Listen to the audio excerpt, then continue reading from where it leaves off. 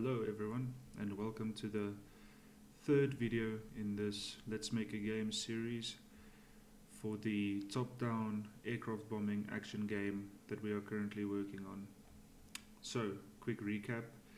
We have set up everything as you see it here. The airplane flies, we've got a camera controller that follows the airplane, and we've got this little enemy over here which at this stage doesn't do much, but takes damage from the airplane, and I think takes damage on collision if I remember correctly. So today we're going to flesh out the enemy a little bit, and we're going to work on our aircraft a little bit. So for starters, I noticed that we forgot to give the aircraft its back wings, those little small wings at the end of the aircraft. So let's go into Blender and model those ones quick.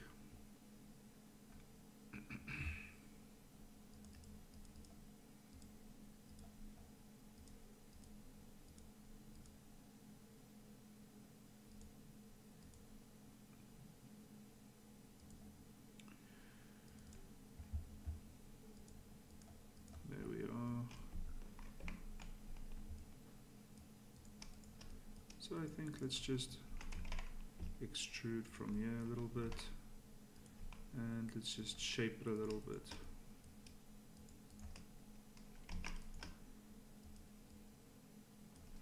That looks kind of cool. Could maybe be a bit thinner. Yeah, that's kind of cool. Let's give it a bit more width.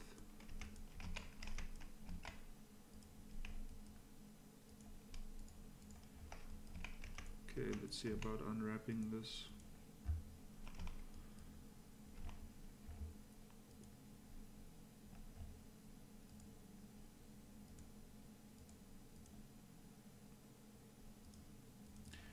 So you'll remember we use a atlas for the texture, so even though it's meant to be mirrored, it doesn't really matter. Okay.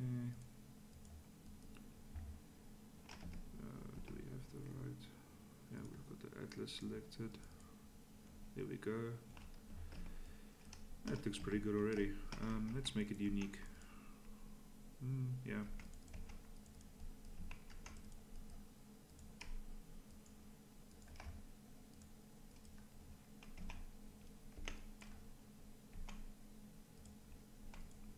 Okay, let's see where we have these over there.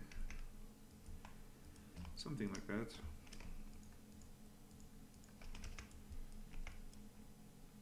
These ones.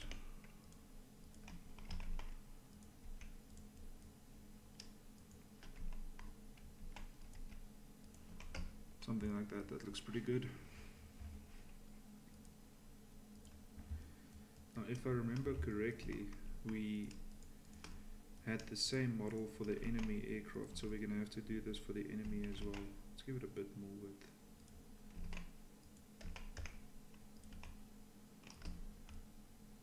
Makes a bit more sense. Okay, let's export this back into Unity.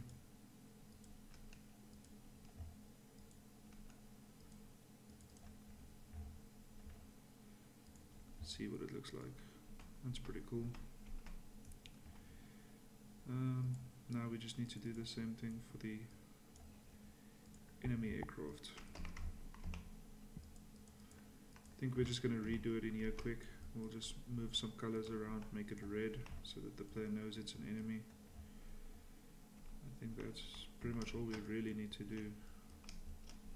Can automatically see it's an enemy just by the color.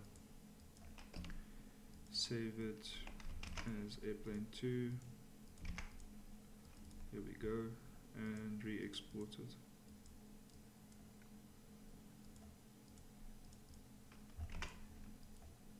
This is still called airplane 1. Let's set this one up as well.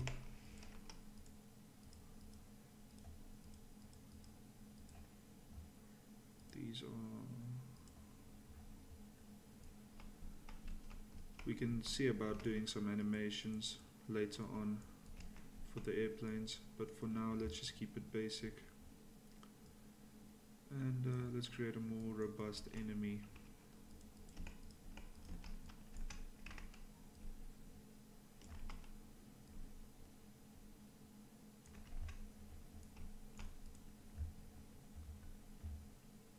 just copy the correct script from it. Although let's create a prefab for this quick.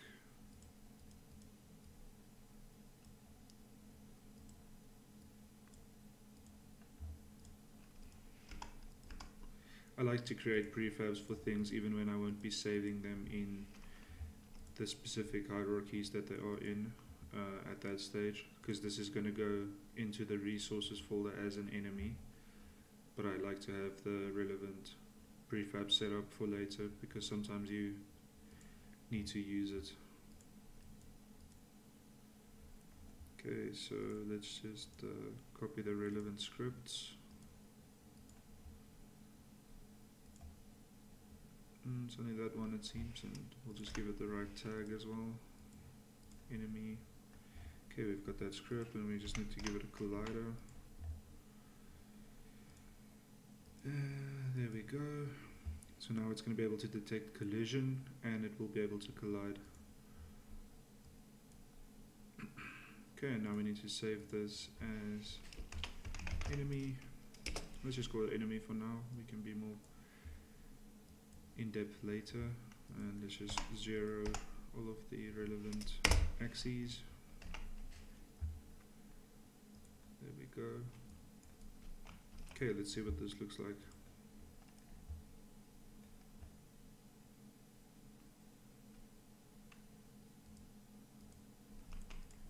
That's pretty cool. Still feels quite good when you shoot. Mouse click to shoot right now. You can always add more controls later if you only want to play with the keyboard, for instance.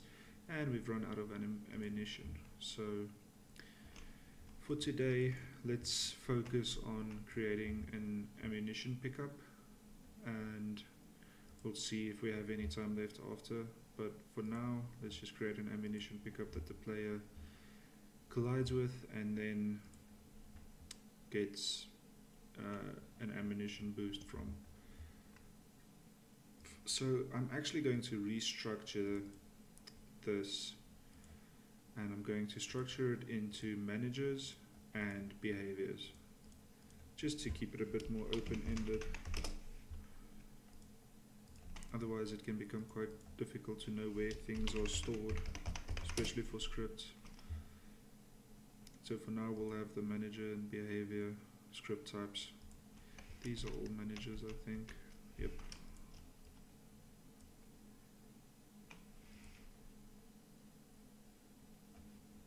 Okay.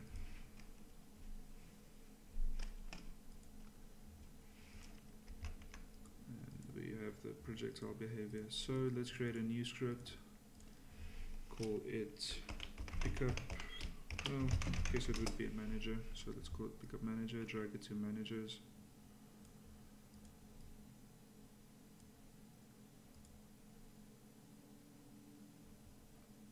There we are.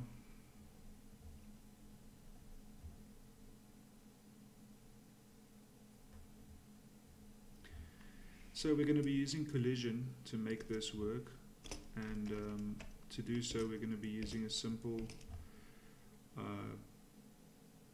trigger function that's built into Unity. So we're going to make it a public function, and we will do on trigger enter for the ammo pickups and other collider.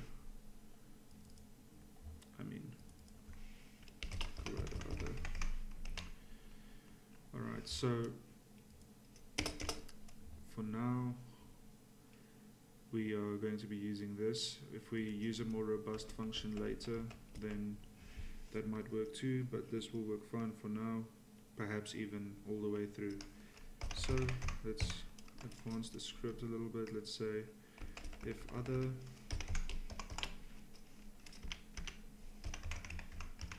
game object, so whatever is being collided with that has a trigger collider on as a component on the prefab, and to do so you simply need to enable is trigger, which we did in this top collider, And when you have that selected, so now the airplane will be able to detect when it collides with something that has a trigger enabled.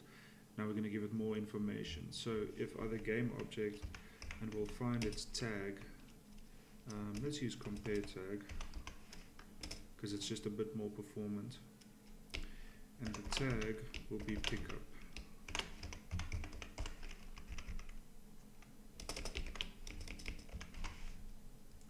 So if we are colliding with something that has a trigger collider enabled and it is tagged as pickup, then we want something specific to happen.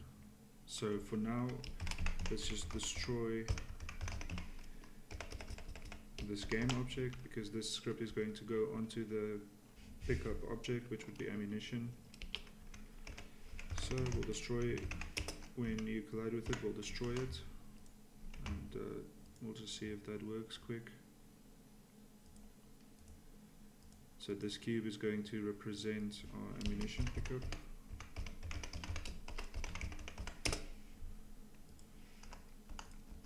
We'll 0 it for now and then move it forward a little bit. Let's just put it on 15. Okay. Make sure to have the trigger on the collider and we'll give it the pickup tag. Okay, actually assign the tag to it. And we will later on we'll drag this into the resources so we can spawn it when we need to. But for now, we're just going to test it. So what should happen is, what was it called? Pickup manager. When you collide with this, it should delete itself. So let's see. Okay, it hasn't worked yet. Works on the airplane still. What did we miss?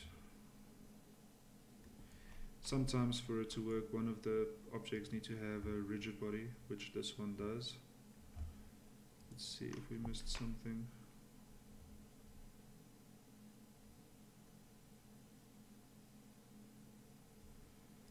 Let's look at the example that we set up previously on the collision manager.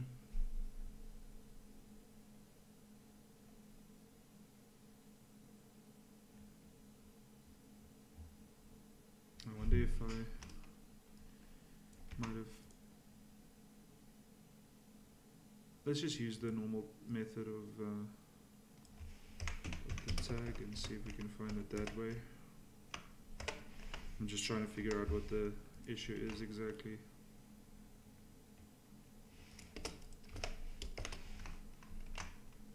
Oh, you know what it is? It's yeah, this isn't meant to go onto the pickup itself, onto that prefab. It's meant to go onto the airplane, and then it's not meant to destroy itself. It's meant to destroy the pickup. So this way, we can have all of the important scripts on the airplane and only have it run once instead of having it run however many times we have prefab spawn in that have the script on them. And this is just a better method of comparing tags, so let's do this for this as well. It doesn't make much of a difference, but it is a bit more performant. And everything should work fine now. We just need to move this script from the pickup prefab to the player model. So usually we wouldn't even really make this script, we would make it function another part of the collision manager because it's basically the same thing, it does the same thing. So we would just say if is pickup, and we might still do that, but for now let's just test it out. There we go, and there we go. So it works, and that's good. So I think, yeah, let's keep it nice and central. Let's keep everything in one script, just for performance sake and for sake of accessibility. So we'll just use this one collision script. We're not going to make separate ones. So it does the same thing now, it just does it from a different place. And then let's go ahead and delete the pickup manager script, because we're just going to run from the collision manager, and delete the missing component. Okay, so let's just test it again, but it should work fine. Yep, there we go, and everything still works fine. Cool. So, okay, now we're gonna actually have it do something. So we're gonna have it actually give the player ammunition when the player collides with it, but it still destroys itself, so you can only collide with it once. So in order to do this, let's find the weapon script, combat manager, and we have ammunition, current projectile ammunition. So we're going to reference this, and what we're going to do is we're going to say, so both of these scripts are attached to the player game object, and for that reason we can just reference it from itself. So we will just say game object dot get component, and the component is the player combat script, and we will just find the projectile ammunition, and then we add a specific amount to that ammunition, and let's make it so that we can dynamically at runtime add the amount that we want to add to the player's ammunition, projectile ammunition. So current, let's just say projectile ammunition to add, and we'll add this over here, so that what happens is when you compare tag with the pickup that you collided with, because this is still collide on trigger enter with the collider. So other game object compare tag pickup, so we collide with the pickup game object prefab, and then this game object tells itself to add this amount of ammunition to this float, which is important to be, it's important for it to be public, because then we can access it this way. And now we just need to specify how much ammunition we want to add when this happens. So let's see, ammunition pickup, so we're going to do this on the player itself. So every time you collide with this ammunition pickup, it is going to give us 10 bullets, let's say, and let's watch this little screen on the right, and 110 ammunition, so that works. And every time we shoot we lose 4 bullets. I want to check if we can make the bullets a bit weaker, so that the I don't remember where we actually did the damage for the bullets.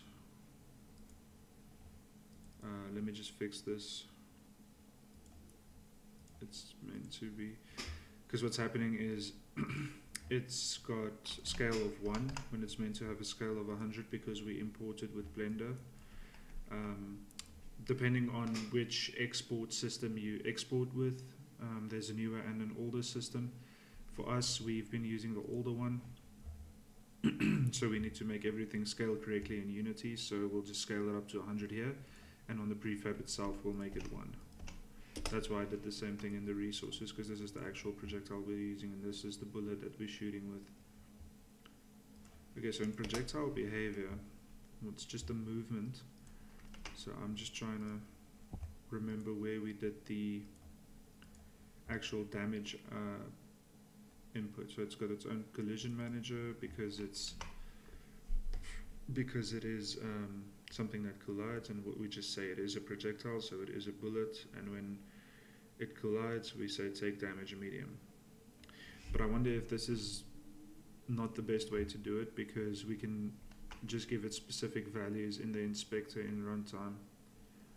So I think the way that we did it is so that we could have bigger sorts of bullets, but you can just add those values to them at runtime then as well on the prefabs. So I think we're going to take this away and just do it just a bit more robust, because this is kind of a random way to do it. I'm not sure why I did it this way. Okay, and then we'll just, in the collision manager, we'll do specific damage output.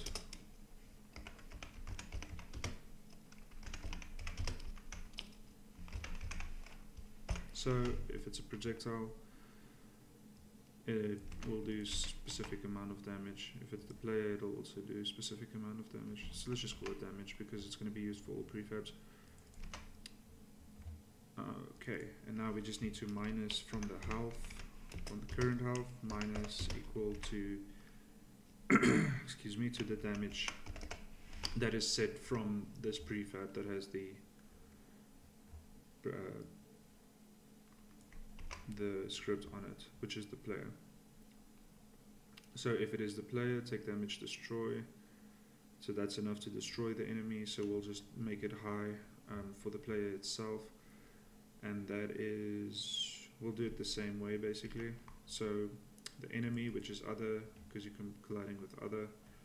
If it's the player colliding with other, then it's enough damage to destroy the enemy. If it's the bullet, then it's a different amount, which we set now at runtime. So it's the same thing. You could also do this with send message, but this works fine for us for now. Maybe we'll upgrade to send message later because that's a bit more robust. Okay, so let's test it out.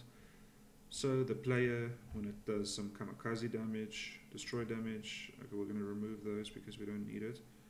But the damage on this now, this is where we set the damage now, because like I said, this is kind of a random way to do it. I'm not sure why I did it that way. So for the player, we'll give him 100 damage again. And for the projectile, we will give him, let's say 20 damage.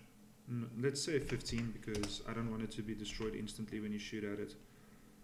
So this way, you're going to have to hit it twice, because it's going to take 5 bullets instead of 4. And then let's just fix this script, because we don't need these random values anymore. We'll do the same thing for enemy damage in the future, because like I said, this was a random way to do it. Okay, we'll just take that out and take these specific damage values out. These functions are strange. Okay, so when you collide with an enemy, then it does damage to yourself as well. So we'll just do it this way now.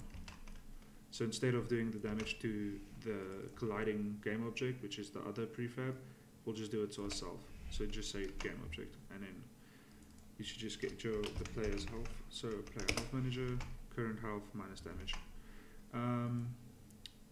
But we will divide this by 4 so that it's not as heavy, so it only does a quarter. So a quarter of the damage that you do to an enemy when you collide with it, you do to yourself now, which I realize is like 1,000, so we'll just set that lower, because that's still going to kill the player.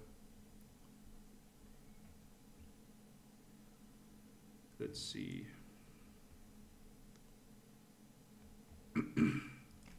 We'll just do 100, so the player will take 25 damage. Okay, let's see if it works.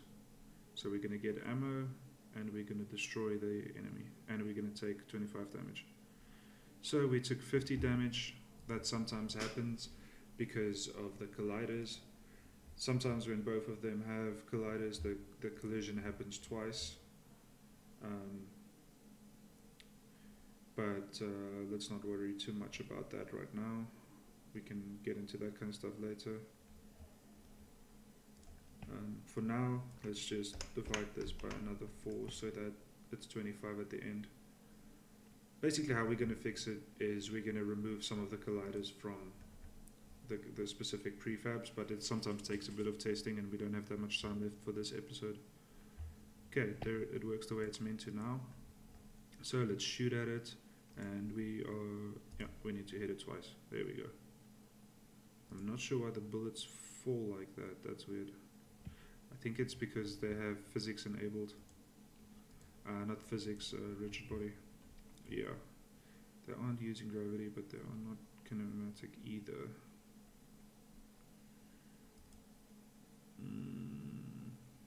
Well, we want the bullets to be destroyed when they collide with something anyway, so we should probably add that. So when colliding with, when it is a projectile and it collides with something, it needs to destroy itself. So game object, lowercase, no, that's not it. Let's destroy. So when it's a bullet and it collides with the enemy, it's going to destroy itself. But we also want it to destroy itself when it's not colliding with the enemy. So we'll just add this afterwards. That's one too many.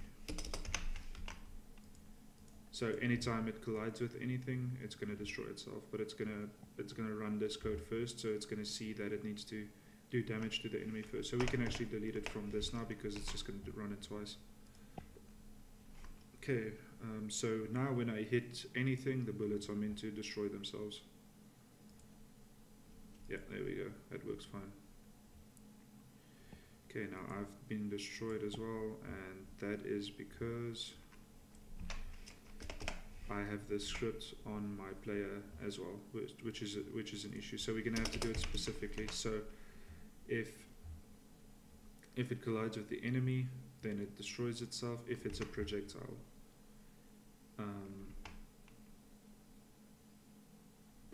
Okay, let's do this for this as well. So if a bullet hits a pickup, and if it is a projectile, then it's going to destroy itself the same way. But we can add this as well, since we're being specific. We'll just add this. So if the player collides with the pickup, then the alt stuff happens, so the player gets ammunition. If a bullet collides with pickup, bullet gets destroyed.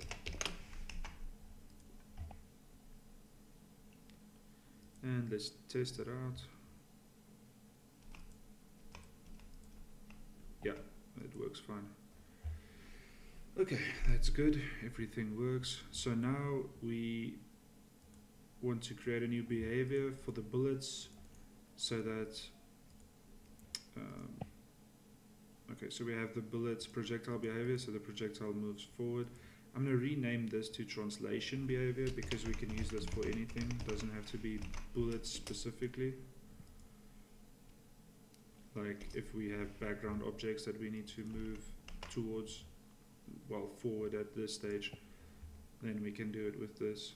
We can even give this script more detail later so that we can specify with booleans which direction whatever is moving because of the script needs to move in as well. So for now, we're going to create a time destroyer so that the bullets will destroy themselves if they are alive for a specific amount of time. Time destroyer behavior.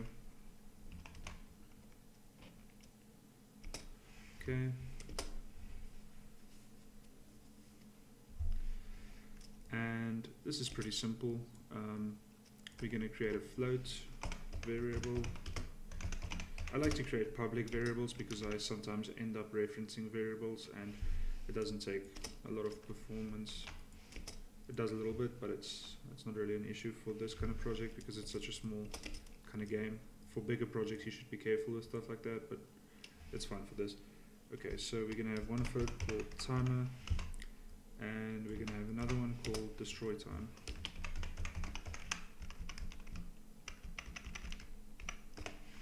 So how this is going to work is timer is going to be measured by the delta time inside the project. So time dot delta time. If we want to be specific, we can say if the time scale is 1, then this happens because we don't want this to happen when the project is paused. But if we do create pause screens for this game, we can come back and fix this stuff in all of the scripts because we're going to have to do it everywhere anyway. Okay, so what happens now is timer basically counts up from 0 and sorry, I'm just thinking quick. And this, okay, so what we're going to do then is we're going to say if timer is bigger than or equal to destroy time.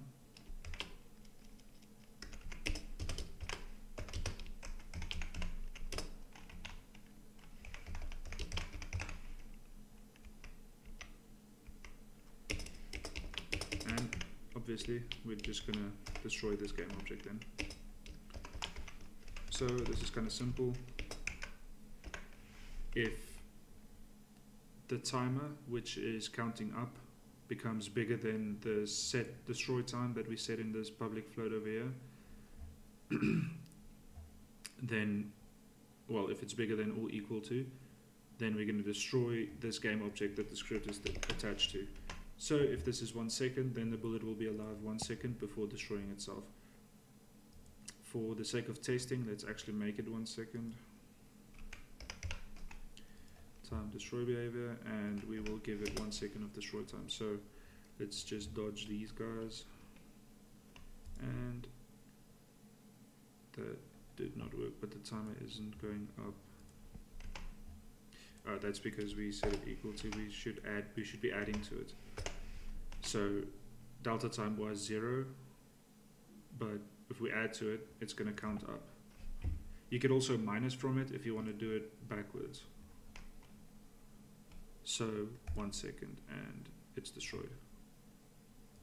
So that works fine. Cool. It's starting to feel a little bit like a project now. Starting to look kind of fun. Yeah, so that's it for this script. I noticed that we haven't fixed the scaling on the player either, so let's do that. I like to set the shadow casting to double-sided. And I like to set global illumination to light probes because I like to use what do you call those? Reflection probes, so that it just gives it a nice lighting effect at the end of the day. So now we just need to go and set this airplane to 100. There we go. That's fixed. But now the colliders have been broken, so let's fix the colliders. There we go.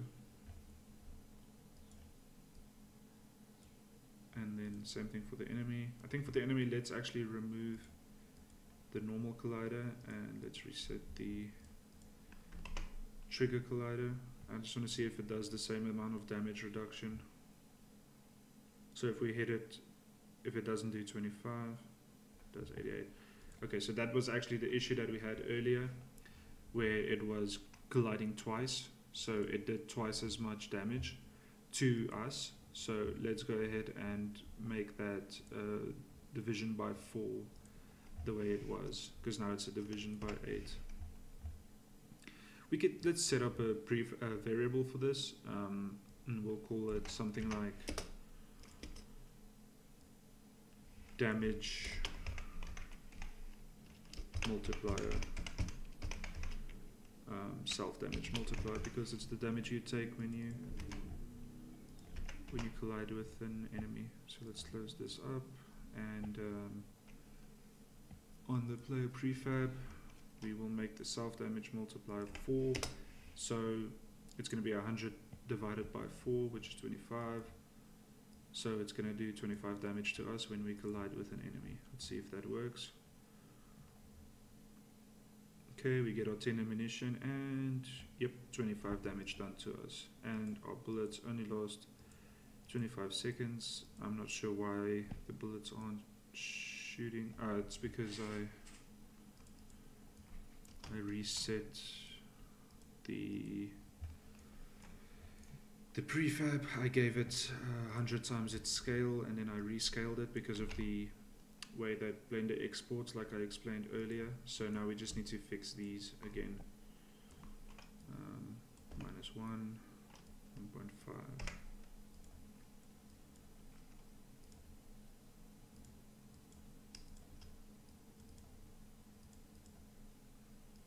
Okay.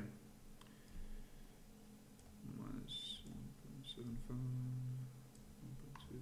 Well, let's should just be, yeah, that's fine. And 7.5 again.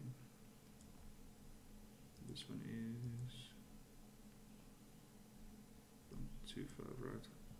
Yeah, okay, let's see what that looks like. Cool, that works quite well. I think we'll give the bullets a destroy time of 2 seconds so that they have time to reach the end of the screen.